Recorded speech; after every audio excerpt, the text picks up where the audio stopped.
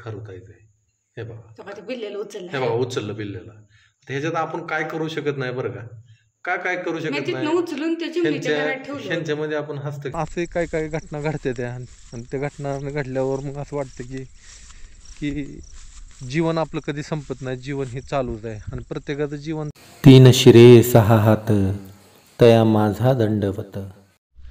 तर राम राम मंडळी, मी संदीप स्वागत करतो तुमचं आपली माती आपली माणसं यूट्यूब चॅनलवरती. मित्रांनो, आता वाजले जवळजवळ 1.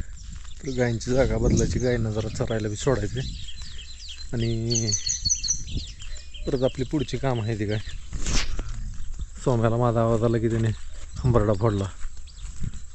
सोम्या, हे सोम्या, मला हळूच हाक मारते. आलो आलो रे आलो. सोम्याला की जाऊ देतो बघा. मी अभ्यासच करत होतो एका विषयावर, आणि ते विषय असा होता की त्याला टेलिपॅथी म्हणायचं. काही न बोलता आपल्या भावना आपण जनावरांपर्यंत पोचू शकतो. त्यांच्या भावना पण आपण जाणून घ्यायचा जर प्रयत्न केला तर त्यासुद्धा आपल्याला कळतात, पण त्यासाठी अभ्यास लागतो भरपूर. तर असा अभ्यास करायचं ठरवलं आहे मी, पण त्याला लय वेळ लागतो. एवढं ते सोपं नाही, आणि त्याला रोजचा अभ्यास लागतो तुमचा. होय सोम्या, सोडायचं तुला सोम्या? हां होय म्हणतोय. गाय लागले चरायला. तुम्हाला सांगतो, आपला विषय त्याच्यावर होता, टेलिपॅथी. म्हणजे आपल्या मनातला एखादा विचार दुसऱ्याच्या मनात टाकणं, आणि दुसऱ्यांचं विचारसुद्धा आपण समजून घेणं. की ह्याला तसं गुरु लागतो, त्याशिवाय ही विद्या सहजासहजी येत नाही.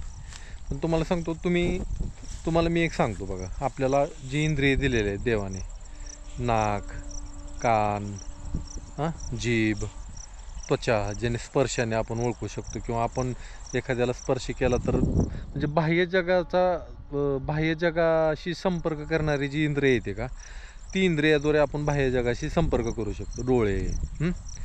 तर बाह्य जगामध्ये जी व्यक्ती आहे त्या समजा ज्या अस्तित्वात नाहीत आता, आणि त्यांच्या सूक्ष्म रूपात त्या अस्तित्वात आहेत. सूक्ष्म रूपात म्हणजे एखादी आत्मा म्हणा, तर त्या आपल्या डोळ्याने दिसत नाही, पण काही वेळेस आपण त्यांना जाणू शकतो, समजू शकतो. जसं की बघा, तुम्हाला मी सांगतो, खोटं बोलणार नाही, की आता गट्टू मी जर अजून जरी पोर्चमध्ये बसलो ना, तरी मला अजूनसुद्धा थोड्या वेळ बसलं की गट्टू जवळ आलेला भास होत नाही, पण मला त्याचा गंध येतो, गट्टूचा गंध येतो मला, आणि मला कळतं की इथं गट्टू आला आहे माझ्याजवळ. की असं, आता हे तुम्हाला मी कशाला खोटं बोलू, पण असे काही घटना घडते त्या, आणि त्या घटना घडल्यावर मग असं वाटतं की जीवन आपलं कधी संपत नाही, जीवन हे चालूच आहे, आणि प्रत्येकाचं जीवन चालूच राहतं. ह्या देहामधून जरी ही देह जरी नष्ट झाला तरी सूक्ष्मदेहाचा न परत आपण दुसरीकडे जर समजा असं कुठं जन्म घेतला तर तिकडं सुद्धा आपल्याला जावं लागतं. तर मंडळी बघा, इथं पक्ष्यांची पिल्लं हिथं येते, आणि इथं खारुताईने कशी पिल्लांना जन्म दिलाय बघा आपल्या किचनमध्ये. हे बघा, खारुताईची पिल्लं आहे. किती आहे ती का? 3-4 आहे ते. 1 2 3 4 पिल्लं आहे ते. नको नको नको नको इथं मुंग्या लागून पक्षीची पिल्ले मेले. अरे काहीतरी झालंय त्यांना, मुंग्या लागल्या. पक्षाचं पिल्लू मरून पडले, आणि एक जिवंत आहे इकडं. काय पिल्लू आहे पक्षाचं, तिथं पलीकडे बसून बसलंय बघा. ती खारुताई त्याला काय करत नाही का मग? काय माहितीये का, खारुताई नेलंय तिच्याकडे, जिवंत आहे ती. पक्षीचं चिमणीचं पिल्लू बघा इथे. काय ही चिमणीच आहे, आणि काय ती खारुताईची पिल्ल आहे ती. कसं काय करायचं सांगा. आता हे आपलं किचन आहे. आता छोटस कशाच पिल्लू आहे, मरू पडलंय, ही पक्षाचं पिल्लू आहे. ह्या मुंग्या लागल्या बघा. आता काय करायचं आता, ह्याच्यापेक्षा आम्ही पलीकडे काय, आजच ही खिडकी खोलली नाही तर ही खिडकी आम्ही कधी उघडत नाही का, तर इथं त्या पक्षीने अंडी घातलेली आहे. ही चिमणी नव्ह, ही दुसरीच जात आहे.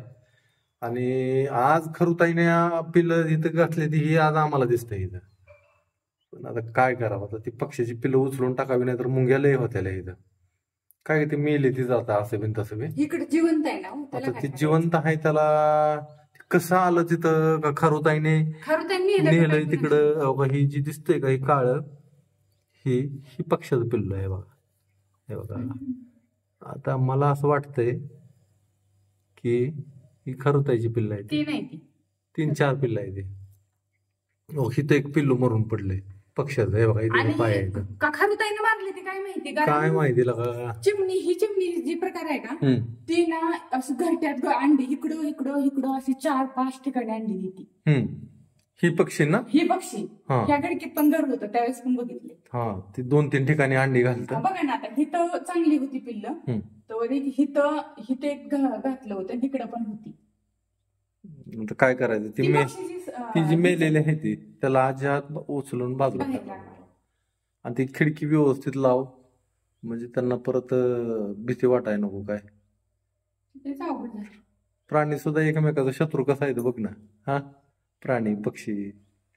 आई त्या घरात बसली खारुताई ना, तिला सगळं आयतं मिळलं ना. त्या पक्ष्याने आणलेलं सगळं, जे घरट्यासाठी जे लागणार जे सगळं आहे ते सगळं आयतं मिळलं, त्याच्यात तिने ती पिल्ल जन्म दिलाय. आता बरं चल, ती पक्ष्याची पिल्ले खारुताईसारखी इथे यायची. मला वाटली त्या पक्ष्यांना त्रास देते काय, म्हणून मी थोडस उघडलं तर म्हणजे खारुताईचीच पिल्ले दिसायला लागली.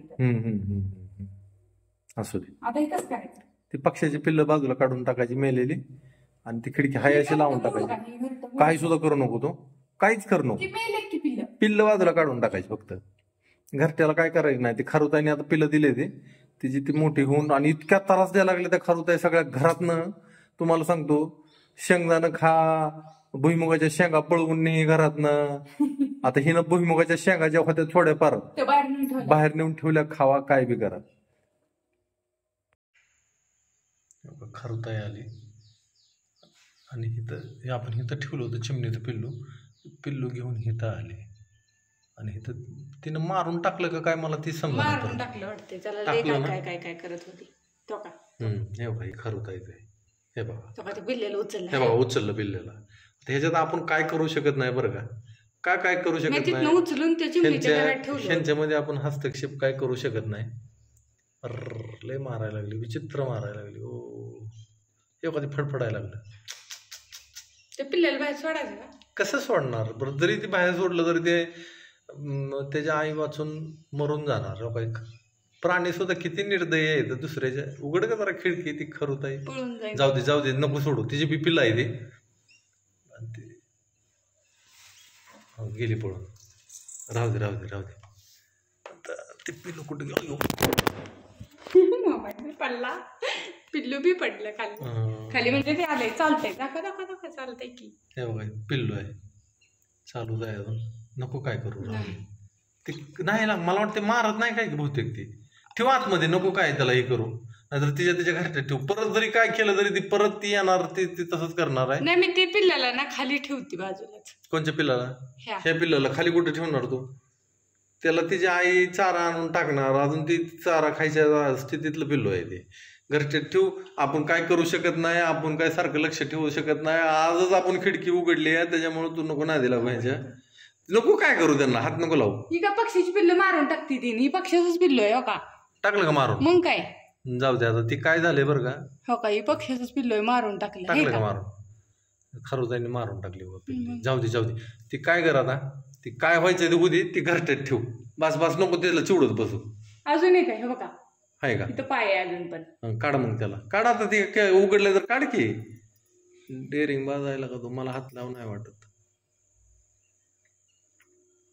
तर मंडळी, मला तर ह्याच्यात ना काही इंटरेस्ट नाही. म्हणजे इंटरेस्ट म्हणजे मला खारुताईने तोडून टाकले ते दुसरे पिल्लाच असतील बारक्या. जाऊ दे, चल. ते पिल्लाला त्याच्या घरात ठेवून लाव खिडकी. कसं व्हायचं तसं होऊ दे. The next day. मान्यवरची सगळी भांडी काढलेत आणि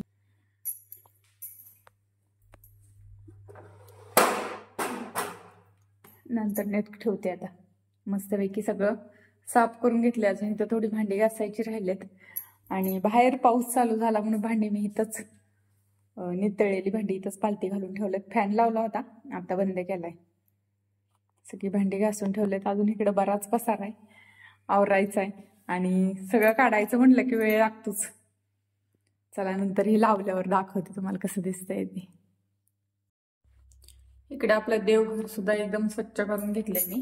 धुवूनच घेतलं, सगळं बाहेर काढलं आणि धुवून घेतलं. मस्तपैकी क्लीन झालंय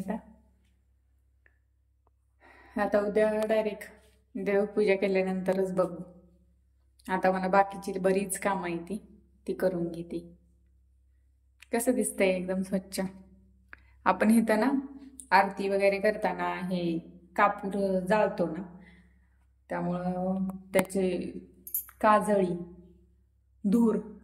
काळी सगळी देवघर सगळं असं काळं होऊन जातं त्या धुराने. त्याच्यामुळे ह्याला एकदम स्वच्छ पाण्याने धुवून घेतलं तरच चांगलं निघतंय. पुसून घेतलं तर निघत नाहीये. त्यामुळे खळाखळा पाण्याने धुवून काढलं एकदम मस्त दिसतंय आणि प्रसन्न वाटतंय. अजून इथं देवपूजा केली नाही, काय नाही, तरी सुद्धा इतकं प्रसन्न वाटायला लागले. देवपूजा केल्यावर तर किती प्रसन्न वाटेल. आता देवपूजा केल्यानंतरच बघू.